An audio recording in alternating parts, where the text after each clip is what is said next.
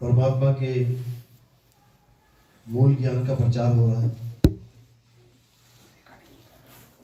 तो सबसे पहले मालिक के नाम पे जयकारा लगाएंगे, उसके बाद सत्संग शुरू करेंगे। बोलिए परमपिता परमात्मा की जय, सदगुरु बंदी छोड़ कबीर साहिब की जय, सभी संतों की जय, सभी भक्तों की जय, आज के आनंद की जय, सकल हंस को बंदगी साहेब बंदगी।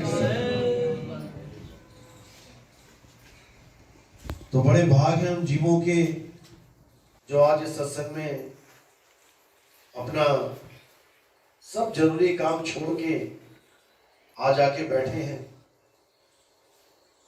क्योंकि साहिब कहते हैं कि ये जन्म जिस कार्य के लिए मिला है उस कार्य में आपको बिल्कुल भी आनाकानी नहीं करनी है। ये जन्म मिला है मुक्ति के लिए, और मुक्ति का जो संदेश है उसको सत्संग कहते हैं। कितना ही जरूरी काम क्यों ना पड़ा हो, कहते हैं जब सत्संग की बात आती है तो वहां पर आप सत्संग में जरूर आए। पता नहीं कौन सी ऐसी बात है जो आपके मन को लग जाए और इस दुनिया से आपका मन हट जाए, क्योंकि मुक्ति भाई तब मिलेगी जब पहले दुनिया से मन हटेगा। दुनिया से मन नहीं हटा तो भूल जाना कि मुक्ति मिलेगी। इसीलिए बार बार साहिब समझाते हैं कि जिस देश में तुम आनंद ले रहे हो, क्योंकि इस देश में भी बहुत से इंतजाम है आनंद के, एक इंतजाम नहीं है। काल और माया ने इतना इंतजाम कर रखा है इस देश में आनंद का कि जीव इससे छूटना ही नहीं चाहता। किसी को पूछो भाई तुम इस दुनिया में वापस आना चाहते हो, कहता बार बार आना चाहता हूं। इससे अच्छा क्या है, इतनी बढ़िया दुनिया बनाई है भाई तब तक जब तक तुम्हारा शरीर ठीक है, काया ठीक है, जवानी है, तब तक तो बहुत अच्छी है दुनिया। और जब बुढ़ापा आ जाता है फिर एक एक दिन काटना मुश्किल हो जाता है। तो ये झूठी दुनिया झूठे आनंद का सागर है, झूठे आनंद का सागर है। ये कितना ही गोता मार लो मन नहीं भरता। लेकिन साहिब कहते हैं जो सत्संग से जुड़ जाते हैं फिर उनको यहाँ पर रहना ऐसे लगता है मानो जेल में बैठे हैं। सारी फैसिलिटी मिली हुई है, बढ़िया बढ़िया खाने को आ रहा है, बढ़िया बढ़िया पहनने को आ रहा है, अच्छे अच्छे मकान है, सब डिजाइन बढ़िया बढ़िया बना रखे हैं, लेकिन रहने का मन नहीं करेगा। दिन रात यही लगा रहता है कि अब जाएं अब जाएं अब निकले यहां से, क्योंकि नहीं रहना है। रहना नहीं देश बेगाना है, बेगाने देश में क्या मन लगा के बैठे हैं। ये धरती कागज की पुड़िया। अभी देखो कितना अच्छा लगता है, यहाँ बिल्डिंग बना ले वहां बिल्डिंग बना ले, अभी 40 दिन लगातार बारिश हो जाए अभी पैर रखने को जगह ना मिलेगी तुम्हें। अखबार देखा ना सुबह का, कड़कड़ाता अखबार, और उसको बाल्टी में डाल दो एक बार पानी से भरी बाल्टी में, एक ही पल में क्या हो जाता है, चिथड़े चिथड़े हो जाएगा वो। ऐसे ही ये संसार है, देखने में लग रहा है ठोस है, मिट्टी बढ़िया एकदम, बहुत ऊंची ऊंची बिल्डिंग बन जाएगी। लगातार 40 दिन बरसात हो जाए तो पैर रखने को जमीन ना मिले इस धरती पे, सारी धरती पानी में घुल जाएगी। रहना नहीं देश बेगाना है, ये धरती कागज की पुड़िया, बूंद पड़े घुल जाना है। यह धरती यह संसार झाड़े और झाखड़, उलझ पुलझ मर जाना है।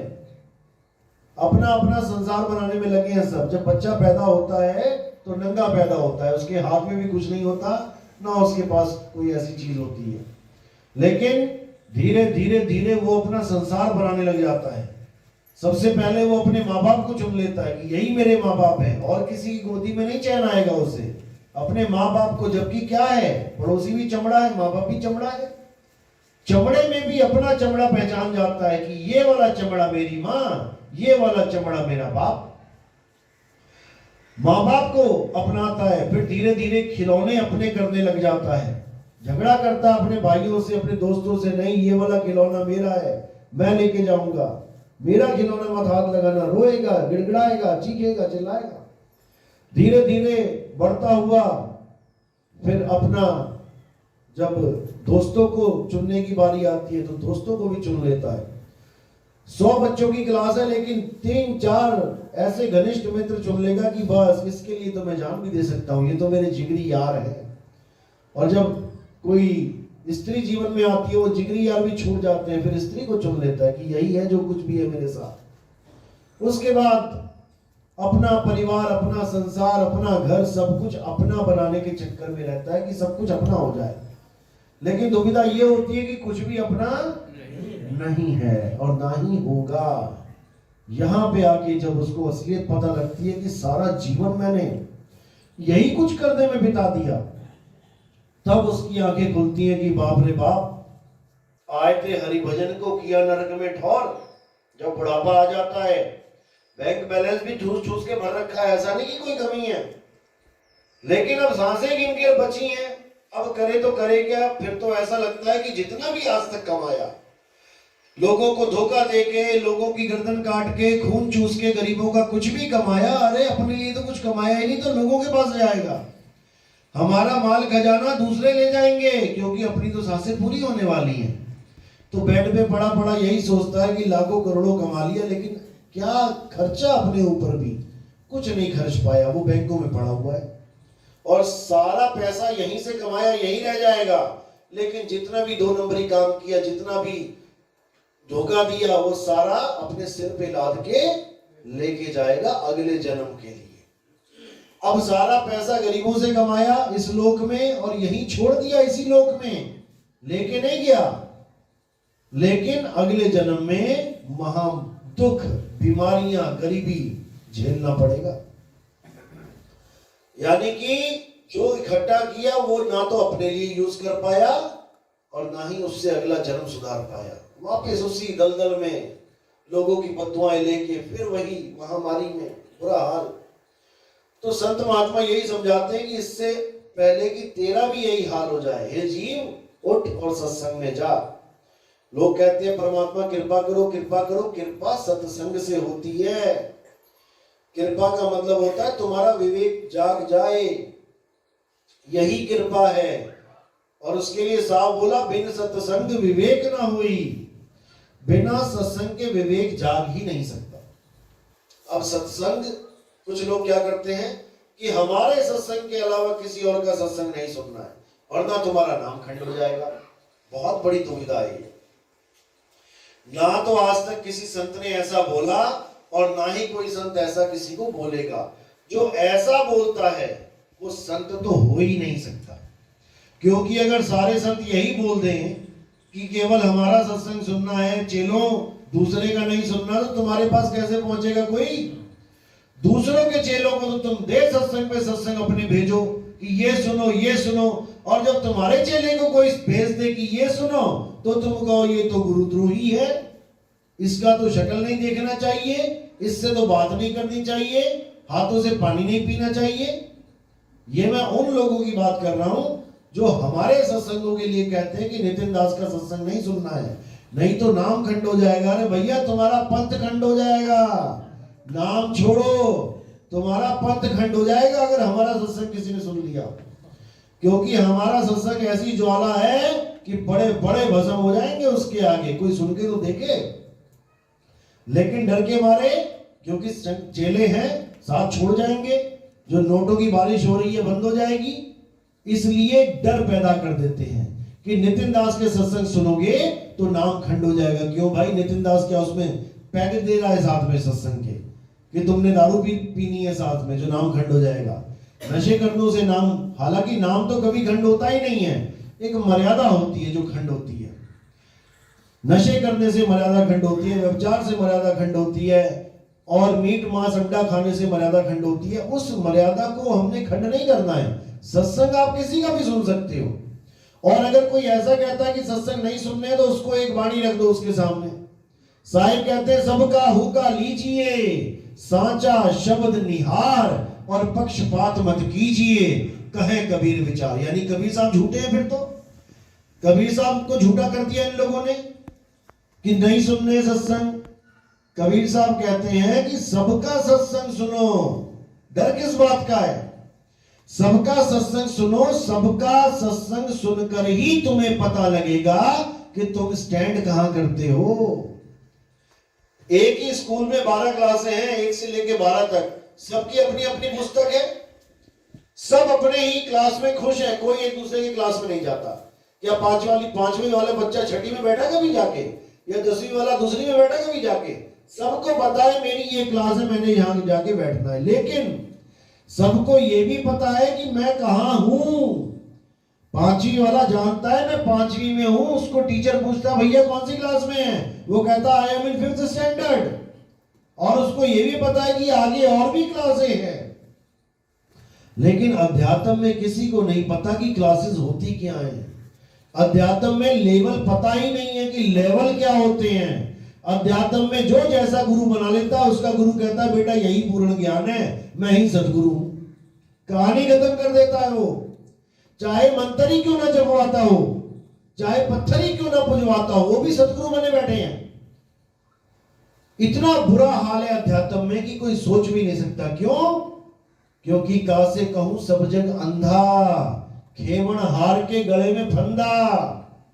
जो खेवण हार जो मला बना हुआ है 150 लोगों को लेके जा रहा है किश्ती में, उसी पे माया का फंदा डाला पड़ा, उसी को नहीं पता कौन से लेवल पे है। किसी महात्मा से पूछो भैया कौन सी भक्ति करते हो, किस लेवल की भक्ति करते हो, उसको यही नहीं पता लेवल क्या है। अरे भैया ये ना पूछो, हमें गुरुजी ने जो मंत्र दिए हम तो वही जपते हैं। अरे मंत्रों की भक्ति का लेवल होता है, जाप का लेवल है, अजपा का लेवल है, अनहद का लेवल है, सार शब्द का लेवल है।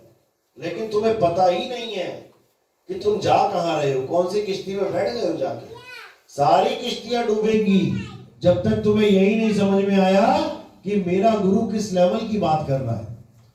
तो सच्चा गुरु कौन होता है? जो सबसे ऊंचे लेवल की भक्ति करवाए, जिसको सत भक्ति कहते हैं, जिसके लिए बोला प्रभु का सिमरण सबसे ऊंचा, सबसे उच्च कोटि की भक्ति करवाए। भक्ति तो भूत प्रेतों की भी होती है, भक्ति तो भूत प्रेतों की भी होती है, भक्ति तो चंडालों की भी होती है, भक्ति तो अन्य अन्य देवी देवताओं की भी होती है, भक्ति तो पितरों की भी होती है, भक्ति तो देवी देवताओं की भी होती है, भक्ति तो पार ब्रह्म की भी होती है, और ब्रह्म की भी होती है, माया की भी होती है। कौन से लेवल की भक्ति है ये जो तुम कर रहे हो? किसी को समझ में नहीं आ रहा है। गीता के अनुसार देखो तो गीता क्या कहती है? हे अर्जुन, जो भूतों को पूजते हैं, क्या भूतों की पूजा नहीं होती है? होती है भारत में। जो भूतों को पूजते हैं, जो पितरों को पूजते हैं और जो देवताओं को पूजते हैं, वो भूतलोक, पितरलोक और देवलोक में जन्म लेते हैं, वो मुझ तक नहीं पहुंच सकते। कर दिया ना लेवल, बिल्कुल क्लियर कर दिया कि भूतों की भक्ति करोगे भूतों के लोक में जाओगे, पितरों की भक्ति करोगे पितरलोक में जाओगे, देवताओं की भक्ति करोगे देवलोक में जाओगे, मुझ तक नहीं पहुंच सकते। बिल्कुल क्लियर कर दिया। मुझ तक पहुंचने के लिए क्या करना पड़ेगा? लेवल समझना पड़ेगा कि कृष्ण जी तक पहुंचना है तो किस लेवल की भक्ति करनी है। ऐसे ही जो कबीर साहब के लेवल को समझ जाते हैं, जो उनके शब्द को समझ लेते हैं, फिर उनके सामने सारे संसार की भक्तियों का पर्दा उड़ जाता है कि ये बाबा क्या करवा रहा है, वो बाबा क्या करवा रहा है, ये बाबा क्या नाम दे रहा है, सारे भरम खत्म हो जाते हैं। हर चीज क्लियर हो जाती है कि ये करूंगा तो कहां जाऊंगा, ये करूंगा तो कहां जाऊंगा, ये करूंगा तो कहां जाऊंगा। जैसे आप सफर करते हो तो जो टिकट लेते हो, अब जो टिकट नाम रखा गया है वो हर चीज का, हर साधन की जो पर्ची है उसका नाम टिकट ही है। बस की भी टिकट, मेट्रो की भी टिकट, ट्रेन की भी टिकट, हवाई जहाज की भी टिकट, पानी के जहाज की भी टिकट।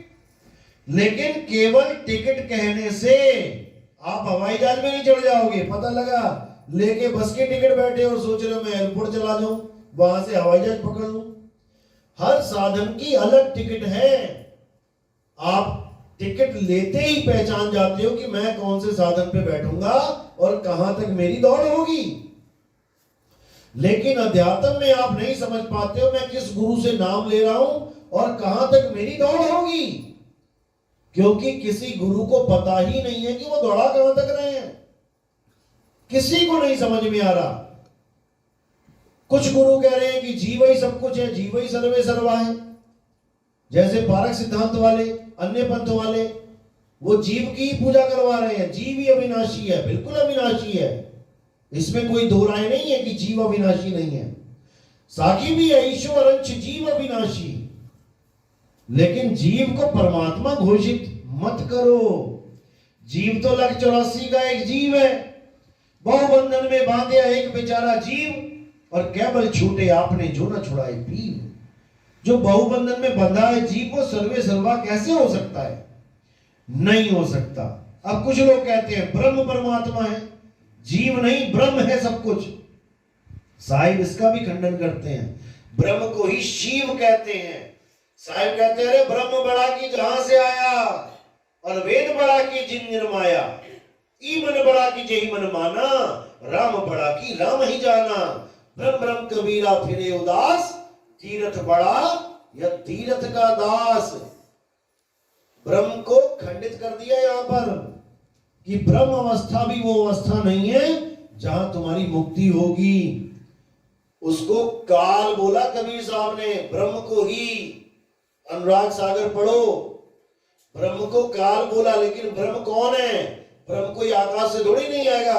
काल तुम्हारी अगली अवस्था ब्रह्म है, तुम्हारी अगली अवस्था ब्रह्म है, लेकिन वो पूर्ण अवस्था नहीं है, क्योंकि वो अवस्था भी कहीं से आ रही है। ब्रह्म बड़ा की जहां से आया, उस अवस्था का ज्ञान कर जहां ब्रह्म भी नहीं था। जीव तो बहुत दूर की बात है। वो कौन सी अवस्था है? वो है पीव अवस्था। ब्रह्म है शिव अवस्था, जिसके लिए बोला जीव शिव दो प्रगटे, और वे ठाकुर वे दास, कबीर और जाने नहीं राम नाम की आस। कि जीव शिव सब प्रगटे, यानी दोनों ही प्रकट होते, पैदा दोनों में से भी एक नहीं होता। ना ब्रह्म पैदा होता है, ना जीव पैदा होता है। जीव शिव दोनों प्रगटे, वह ठाकुर वह दास। जो जीव अवस्था में रह गया वो दास बन गया, और जो शिव में अवस्था में चला गया वो ब्रह्म ज्ञानी बन गया। उसकी पूजा होने लग गई। आज देखो मंदिरों में क्या लिखा है, 108 श्री श्री श्री ब्रह्मलीन स्वामी फलाना फलाना। ये सारे ब्रह्मलीन स्वामी हैं, ब्रह्म अवस्था तक पहुंच गए हैं, इनको भगवान सिद्ध कर दिया गया है, लेकिन ये परमात्मा नहीं हुए। परम आत्मा एक अवस्था का नाम है, जहां पर जाके आप अपने निज स्वरूप को प्राप्त कर लेते हो। ब्रह्म स्वरूप तुम्हारा निज स्वरूप नहीं है। ब्रह्म स्वरूप तो सृष्टि का रचयिता है। सृष्टि की रचना ब्रह्म कर रहा है, और फिर वही ब्रह्म जीव बन के सृष्टि को भोग रहा है। वही भोग रहा है, बस माया के चक्कर में आगे भूल जाता है, और जब फिर भक्ति स्टार्ट करता है, फिर ब्रह्म तक पहुंचता है, फिर कहता हम ब्रह्मस्मि, मैं ही ब्रह्म हूं। पहले क्यों भूल गया था? माया के चक्कर में। ये माया भुला देती है, और फिर माया क्या करती है? उसी के साथ रहती है, उसी के साथ रहती है, जीव बना के रहती है। काल भगवान को जब माया छोड़ने लगी, माया को काल भगवान छोड़ने लगे, तो वो कहती कि मैं कैसे रहूंगी तुम्हारे बिना। तब क्या बोला? अरे मैं हमेशा तेरे साथ रहूंगा, और वो हमेशा साथ ही है। भूल मत जाना कि वो साथ नहीं है। यानी जीव अवस्था में भी मैं तेरे साथ रहूंगा। इसी को साहिब ने इशारे इशारे में समझा दिया। अरे माया महा ठगिनी हम जानी। क्या बोले? केशव के कमला हुए बैठी, शिव के भवन भवानी, माया मां ठगिनी हम जानी। तो वो ब्रह्म किस रूप में आ गया? बस यही समझना है। देव निरंजन सकल शरीरा, तामे ब्रह्म ब्रह्म रहल कबीरा। जब विराट रूप दिखाया गया तो सारे पुरुष दिखा दिए उन्होंने। एक भी औरत का फोटो नहीं है विराट रूप में, देख लो, एक भी औरत नहीं दिखाई, सारे पुरुष रूप दिखा दिए। क्या समझाना चाहा? कि हर पुरुष रूप में मैं विद्यमान हूं, मेरे ही रूप हैं ये सारे, और हर पुरुष के साथ एक स्त्री है, वहां नहीं दिखाई गई है, लेकिन वैसे देखो हर पुरुष के साथ स्त्री है। यहां तक कि आधा आधा रूप दिखा दिया शिव पार्वती का, कि इसको पुरुष और स्त्री करके अलग अलग मत जानो, दोनों में ही दोनों हैं। हर शरीर में मां का और पिताजी का दोनों का आधा आधा तत्व विलीन है। कहां बचोगे तुम? बच ही नहीं सकते। तो यही अष्टांगी माया है। 5 तत्व 3 गुणों की माया ये बैठी है अष्टांगी, 8 हाथों वाली। लेकिन हमें लगता है हमारे तो 2 ही हाथ है, ये 8 हाथों से खेल रही है, लेकिन किसी को समझ में ही नहीं आ रहा है। अब इसी को समझ जाओगे तो तुम्हें इतना पता लग जाएगा कि ये मेरा रूप नहीं है, ये तो प्रकृति का रूप है, ये तो मनमाया का रूप है, ये तो ज्योत निरंजन का रूप है, ये तो शिव शक्ति का रूप है। मेरा रूप क्या है? जब अपने रूप की खबर लगेगी तब हर चीज क्लियर हो जाएगी कि मैं क्या हूं, और मैं अगर ये हूं तो सामने वाला भाई भी यही है, सामने वाला ये है तो अमेरिका में बैठा वाला भाई भी यही है, फिर तो सारा संसार ही यही है। तब सारा संसार तुम्हें जड़ से हटके चेतन दिखाई देने लग जाएगा। इसी को बोला है घट घट मेरा साइया, सुनी सेज न कोय, और बलिहारी व घट की जिस घट प्रगट होए। जिस घट में वो प्रकट हो गया, जिस घट में वो करंट लग गया, अब वो सारे संसार के पंखों की हालत जान सकता है कि ये चल कैसे रहे हैं। अपने पंखे में करंट लगा ना तो समझ लो सारे पंखों का करंट लग गया। जो यहां लगा वही वहां है। जो तू सो हम, जैसा तू वैसे हम। लेकिन कब जानोगे? जब अपने आप को जान लोगे। जब अपने आप को इस घट चानन सब घट चानन हुई। एक घट में चानन हो गया। लोग चानन को समझ लेते हैं शायद ज्योत जग जाना। चानन का मतलब होता है अंधकार मिट जाना। कौन सा अंधकार? अज्ञान रूपी अंधकार। इसी को ज्योत जगना कहते हैं। जहां वाणियां आती हैं कि बिन बाती बिन तेल एक ज्योत अगम में जग रही है, वो ज्योत कौन सी? वो ऐसी ज्योत नहीं है, वो ज्ञान रूपी ज्योत है। उस ज्ञान रूपी ज्योत से तुम्हें अपना स्वरूप समझ में आ जाता है, क्योंकि सारा खेल अपने स्वरूप का ही है। अपने स्वरूप से हटकर आप अपने आप को कुछ भी मानते हो तो लक्ष्य राशि में चले गया। इसलिए साहिब ने बोला शब्द हमारा तू शब्द का, सुन मत जा सरक, और जो चाहे निज रूप को शब्द ही ले परख। कहते हैं ये अटपटा ज्ञान है, जल्दी समझ में नहीं आता, लेकिन सरक मत जाना। सरकने का मतलब मैदान छोड़ जाना। सत्संग में आए हो, पहली बार आए हो, पता ही नहीं लग रहा नितिन दास बोल क्या रहा है, हवा के सिर के ऊपर से हवाई फायर जा रहे हैं, लेकिन कोई बात नहीं, बैठे रहो, धीरे धीरे धीरे सुनते रहो, उसके बाद देखो क्या होता है। तो कहते हैं शब्द हमारा तू शब्द का, सुन मत जा सरक, और जो चाहे निज रूप को तो शब्द ही ले परख। अगर निज रूप को जानना चाहता है, निज रूप का मतलब ये नहीं है जो शक्ल दिख रही है। कई गुरु क्या कहते हैं, एक चेला आया था किसी गुरु का, कहता जी मेरे गुरु ने मुझे नाम दिया था, मैं उसका